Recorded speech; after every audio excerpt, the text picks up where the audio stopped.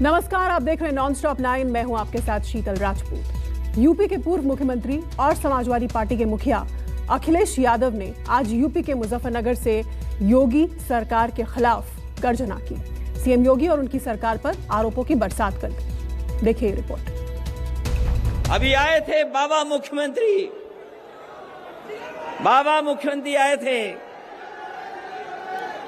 कम से कम बाबा मुख्यमंत्री को अपना घोषणा पत्र पढ़ना चाहिए, उन्हें अपना संकल्प पत्र पढ़ना चाहिए। अभी तक तो हम सोचते थे कि बाबा मुख्यमंत्री इसलिए लैपटॉप नहीं बांट रहे क्योंकि वो लैपटॉप चलाना नहीं जानते। इसलिए साथियों, तय करो आपको कौन सा मुख्यमंत्री चाहिए, कौन सी सरकार चाहिए। अभी आकर के याद दिला गए कि पलायन हो गया है, पलायन। अभी मुख्यमंत्री जी कह रहे हैं पलायन हो गया, और सच्चाई तो ये है कि अगर उत्तराखंड से मुख्यमंत्री जी का पलायन न होता तो 5 साल हमारे खराब नहीं होते। मंच के बराबर फूलों का हार, पीतल की विशाल गदा का उपहार और सामने हजारों का जन सैलाब। समाजवादी पार्टी के मुखिया अखिलेश यादव फूले नहीं समाये। जोश और जुनून से पूर्व मुख्यमंत्री अखिलेश ने मौजूदा हुकूमत पर हथौड़े चलाए, बेगुनाहों की हत्या के इल्जाम लगाए। अगर सबसे ज्यादा अन्याय जनता पर कहीं हो रहा है तो उत्तर प्रदेश में भारतीय जनता पार्टी की सरकार में अन्याय हो रहा है। सबसे ज्यादा कस्टोडियल डेथ अगर कहीं हुई है तो उत्तर प्रदेश में हुई है, यही भारतीय जनता पार्टी की सरकार में। आप ठोको नीति चला रहे हो, आप जिसको चाहो उसको ठोक दे रहे हो। कभी सोचा उसका असर क्या हुआ? मुजफ्फरनगर वही जगह है जहां से 2013 में सांप्रदायिक दंगों की शुरुआत हुई थी। बीजेपी पर वोटों की बरसात हुई थी। समाजवादी पार्टी समेत तमाम विपक्षी दलों के तंबू ध्रुवीकरण की आंधी में उखड़ गए थे। अब किसान आंदोलन ने विपक्ष को नई उम्मीद बख्शी है। किसान आंदोलन के मंचों से उठती भाईचारे की गूंज अखिलेश को अपनी सत्ता के समीकरण बनाती दिख रही है। किसान भाइयों बताओ, आय कहां दोगुनी हो गई आपकी?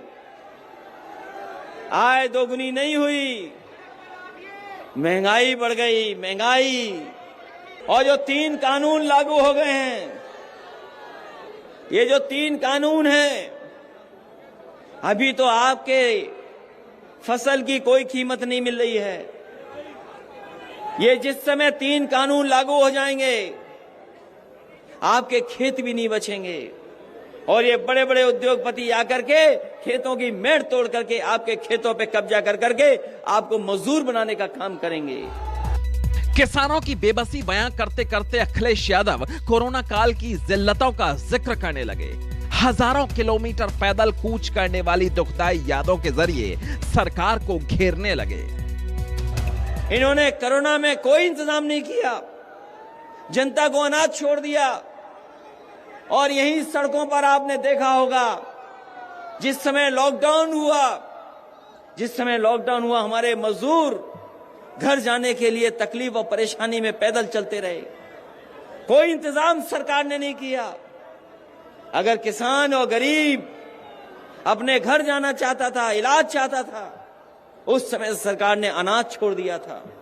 अगर कोई चीज काम आ रही थी उस समय पर, तो वही समाजवादी सरकार में एम्बुलेंस 102 और 108 ने गरीबों की मदद करने का काम किया था। लखनऊ की कुर्सी हथियाने की खातिर हाल में ही ओम प्रकाश राजभर से हाथ मिलाने वाले अखिलेश ने साफ किया कि छोटी पार्टियों के साथ उनके गठबंधन का सिलसिला आगे भी जारी रहेगा। अभी तो बहुत सारे गठबंधन भी होने हैं। समाजवादी पार्टी का गठबंधन होने जा रहा है, कई दलों को साथ लिया है, और बहुत जल्दी और दलों के साथ भी आने वाले समय में गठबंधन होगा। पिछले 7-8 सालों से पश्चिमी यूपी बीजेपी के लिए सबसे मुफीद इलाका रहा है। चुनाव दर चुनाव यहां बीजेपी के वोट की फसल लहराती रही है, लेकिन किसान आंदोलन ने सारा खेल उलट दिया है। फिलहाल बीजेपी के लिए यह सबसे मुश्किल इलाका बन चुका है। यही वजह है कि सीएम योगी भी इसी इलाके में पसीना बहा रहे हैं। मेरठ के सरदार वल्लभ भाई पटेल कृषि विश्वविद्यालय में सीएम योगी ने टोक्यो पैरालंपिक में भाग लेने वाले खिलाड़ियों को सम्मानित किया तो लगे हाथ विकास के लिए सौगातों का ऐलान भी कर दिया। तमाम प्रकार के शोध करने के बाद जो हमारे सामने आया कि मेरठ को हम लोग स्पोर्ट्स आइटम के लिए चयन करेंगे और मुझे प्रसन्नता है कि आज मेरठ ने एक लंबी छलांग इस दिशा में लगाई है और इसीलिए यहाँ पर अब एक मेरठ में स्पोर्ट्स यूनिवर्सिटी भी राज्य सरकार दे रही है। मैं इसके लिए आप सभी मेरठ वासियों को हृदय से बधाई देता हूँ। बहुत शीघ्र इसका कार्य प्रारंभ होने जा रहा है, इसके लिए सभी खिलाड़ियों का अभिनंदन भी करता हूँ। जाट बाहुल्य पश्चिमी यूपी में लोकसभा से विधानसभा तक की लगभग 90% सीटों पर बीजेपी का कब्जा है, लेकिन अखिलेश यादव ने जयंत चौधरी के साथ हाथ मिलाकर बीजेपी की चुनौती बढ़ा दी है। फिलहाल गठबंधन का औपचारिक ऐलान नहीं हुआ है, लेकिन सियासी गलियारों में ऐसे तय माना जा रहा है। Bureau report, news 24। यूपी के कासगंज में 21 साल के नौजवान की मौत पर सियासी जंग छिड़ गई है। हालांकि इस मामले में 5 पुलिसकर्मियों को निलंबित कर दिया गया है, लेकिन विपक्ष हमलावर है। 21 साल के नौजवान ने महज 2 फीट ऊंची नल की टोटी से लटककर खुदकुशी कर ली। सुनने में अटपटा जरूर लगता है, यकीन करना तो बिल्कुल ही मुश्किल लगता है, लेकिन यही यूपी पुलिस की थ्योरी है और पुलिस अब भी अपनी थ्योरी को खारिज नहीं कर रही है। कहानी यूपी के कासगंज जिले के सैयद अहरोली गांव के 21 साल के नौजवान अल्ताफ अहमद की मौत का है। पुलिस नाबालिग लड़की को भगाने के मामले में पूछताछ के लिए अल्ताफ को कोतवाली लाई थी। पुलिस के मुताबिक आरोपी हवालात के टॉयलेट में गया था और टॉयलेट में ही अपनी जैकेट के हुड के नाड़े से 2 फीट ऊंचे नल में फांसी लगा ली। आनन फानन में उसे कासगंज जिला अस्पताल ले जाया गया, जहां 20 मिनट बाद उसने दम तोड़ दिया। जब वो बहुत समय बाहर नहीं आया तो पुलिसकर्मी अंदर चले गए और उसको बेहोशी की हालत में उसको उठाते न हुए उसको CHC अशोकनगर कासगंज में ले जाया गया। वहां पे प्राथमिक उपचार 5-10 मिनट चलने के उपरांत उसकी मृत्यु हुई है। अल्ताफ के पिता चाहत मियां के मुताबिक वो खुद अपने बेटे अल्ताफ को पुलिस चौकी में छोड़कर आए थे। तब पुलिस ने भरोसा दिया था कि पूछताछ करके छोड़ देंगे, मगर अब उसकी हत्या कर दी गई है। हालांकि बाद में अल्ताफ के पिता का भी बयान बदल गया। पुलिस की जांच को सही बताया और बेटे की आत्महत्या की बात भी मान ली। उस बच्चे को मैंने अपने हाथों से पकड़ के दिया है, बच्चे को खुद दिया है, खुद अपने हाथों से। और बच्चे को लेने के बाद में चले आए हैं ये लोग। मैं चौकी तक आया हूँ, चौकी से मुझे फटकार के भगा दिया गया है। मालूम पड़ रही है मुझे फांसी लगा दी है मेरे बच्चे को। अब ये पुलिस वालों के हवाले किया है मैंने, तो यही मुझे तो उम्मीद है कि पुलिस वालों ने ही लगाई है। मैंने जब गुस्से में बोल दिया था मीडिया वालों को, मुझे मालूम हुआ, मैंने डॉक्टरों से मालूमात करी तो उन्होंने बताया कि आपके बच्चे ने फांसी लगा ली है। मैंने उसको देखने के बावजूद भी उन्होंने मेरे साथ में पुलिस वालों ने लाए, इलाज भी कराया, वो आखिरकार नहीं बचा। उन्होंने मेरे साथ में अच्छा भी बर्ताव किया। पहले पिता ने 2 टूक कहा कि पुलिस ने उनके बेटे की हत्या की है, लेकिन पता नहीं फिर क्या हुआ। पिता दबाव महसूस करने लगे और पुलिस की थ्योरी को ही सच बताने लगे। हालांकि पुलिस महकमे को भी जल्द ही समझ आ गया कि मौत संदिग्ध है और आला अधिकारियों ने 5 पुलिसकर्मियों को निलंबित कर दिया। लेकिन सियासतदानों का सवाल खत्म नहीं हुआ। कांग्रेस महासचिव प्रियंका गांधी ने आरोप लगाया कि यूपी पुलिस यानी रक्षक अब भक्षक बन चुके हैं। प्रियंका गांधी ने ट्वीट किया, कासगंज में अल्ताफ, आगरा में अरुण वाल्मीकि, सुल्तानपुर में राजेश कोरी की पुलिस कस्टडी में मौत जैसी घटनाओं से साफ है कि रक्षक भक्षक बन चुके हैं। उत्तर प्रदेश पुलिस हिरासत में मौत के मामले में देश सबसे ऊपर है। भाजपा राज में कानून व्यवस्था पूरी तरह चौपट है, यहाँ कोई भी सुरक्षित नहीं है।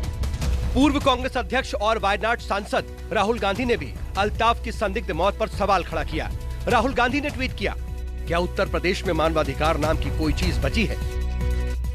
आमतौर पर सत्ता के खिलाफ खामोश रहने वाली बहुजन समाज पार्टी की मुखिया मायावती ने भी अल्ताफ की मौत पर चुप्पी तोड़ी। मायावती ने ट्वीट किया, कासगंज में पुलिस कस्टडी में एक और युवक की मौत अति दुखद व शर्मनाक। सरकार घटना की उच्च स्तरीय जांच कराकर दोषियों को सख्त सजा दे तथा पीड़ित परिवार की मदद भी करे।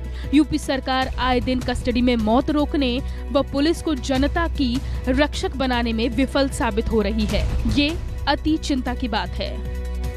इधर यूपी के पूर्व मुख्यमंत्री और समाजवादी पार्टी के मुखिया अखिलेश यादव ने पुलिस कर्मियों के निलंबन को दिखावटी कार्रवाई बताया। उन्होंने इस मामले में ट्वीट किया, कासगंज में पूछताछ के लिए लाए गए युवक की थाने में मौत का मामला बेहद संदेहास्पद है।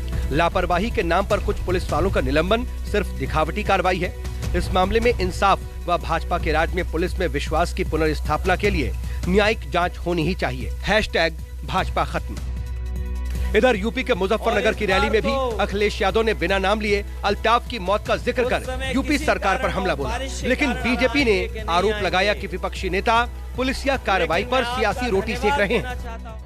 एक नौजवान को पुलिस उठा ले गई और उसको इतना मारा है थाने में, पुलिस ने इतना अन्याय किया है कि उस नौजवान की जान चली गई। अगर कोई दोषी है उसके लिए तो भारतीय जनता पार्टी की सरकार दोषी है उस नौजवान की जान जाने के लिए। ये अल्ताफ की मौत, जिसे बताया गया कि टोंटी में लटक के उसने जान दे दी, मैंने हाइट ऑफ इमेजिनेशन है कि आप बेहतर कहानी भी नहीं बना सके अपने झूठ को ढकने के लिए। तो ये मैं समझता हूँ संज्ञान लेना चाहिए और सिर्फ एक छोटे स्टाफ को सस्पेंड करके आप बड़ी मछलियों को जो बचाने की एक रवायत चल पड़ी है उस पर पर्दा डालना होगा।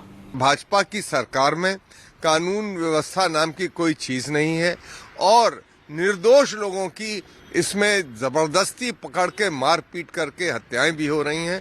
सरकार को गहराई से जांच करके ऐसे जो दोषी पुलिस अफसर हैं उनके खिलाफ कार्रवाई भी करनी चाहिए और आगे से इस तरह की घटनाएं न घटे इसका जनता में विश्वास जगाना चाहिए। उनके पिताजी ने खुद स्वयं कहा है कि वो संतुष्ट है, जो पूरा का पूरा प्रोसेस है उसमें कोई कस्टोडियल इस प्रकार की डेथ नहीं है कि जोर जबरदस्ती की।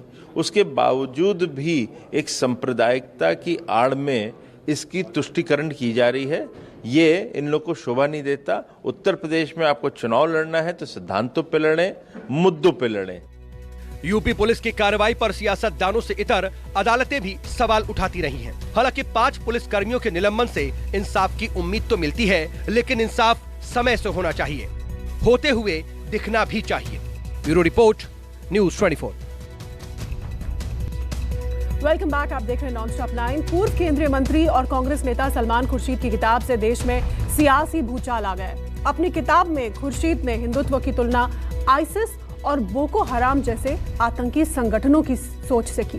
बीजेपी ने खुर्शीद पर हिंदुत्व को बदनाम करने का आरोप लगाया और यह भी कह दिया कि यह सब सोनिया और राहुल गांधी के इशारे पर हो रहा है। ये सोनिया गांधी जी और राहुल गांधी के इशारे पे ही बार बार होता है। सांप्रदायिकता के आधार पर तोड़ने का प्रयास किया जाएगा, वो सही नहीं है। वो ऐसी पार्टी के नेता हैं ये लोग जो जिस पार्टी की शिक्षा ही ऐसी है कि सेकुलर कम्युनल टिफिन में सेकुलर टमाटर का तड़का लगा दो और अपने आप को सेकुलरिज्म का सूरमा बताओ। यही हामिद अंसारी का सस्ता, यही सलमान खुर्शीद का सच है, किस पर भरोसा करेंगे?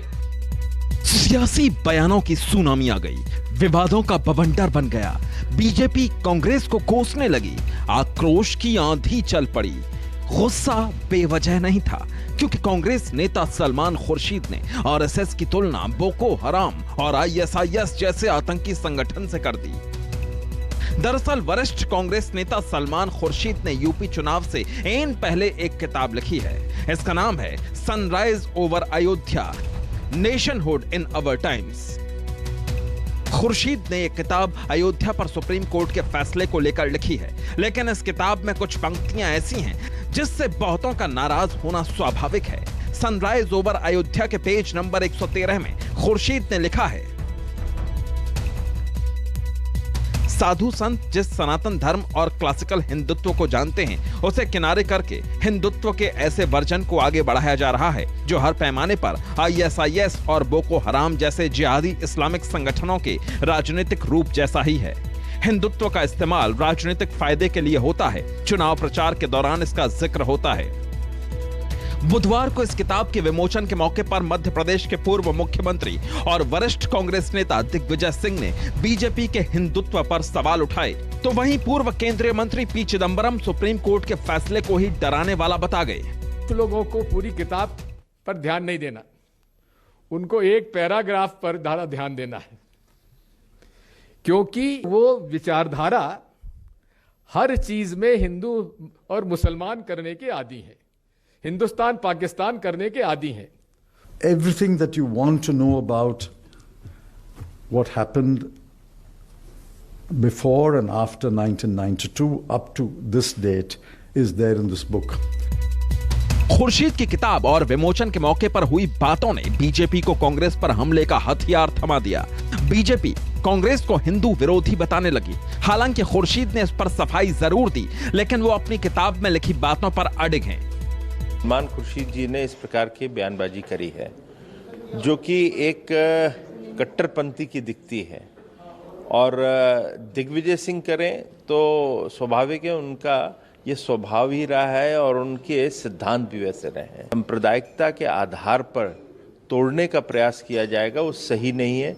इनके दिल में न राम है, न हिंदुत्व के प्रति कोई श्रद्धा है, और न इस भारतीय संस्कृति के प्रति कोई प्रेम है, और इसलिए इस तरीके की अभद्र भाषा में उन्होंने हिंदू धर्म और हिंदुत्व की तुलना ऐसी घटिया और मानवता विरोधी संगठनों के साथ किया जाना उनकी ओछी सोच को दर्शाता है। हिंदुइज्म से नहीं जोड़ा है, माफ करें, हिंदुइज्म से नहीं जोड़ा है, उनकी परिभाषा हिंदुत्व की जो है उससे जोड़ा है, हिंदुइज्म से नहीं जोड़ा है।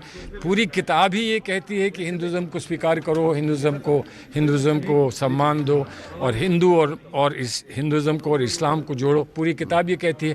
अब बीजेपी वाले पूरी किताब पढ़ नहीं सकते, पढ़ नहीं पाते, पढ़ना नहीं चाहते, तो मैं क्या करूँ। सलमान खुर्शीद का दावा है कि उनकी किताब का मकसद समाज में एकता कायम करना है, लेकिन इसे हजम करना आसान नहीं है। Bureau report, news 24। नमस्कार, मैं हूं मानक गुप्ता।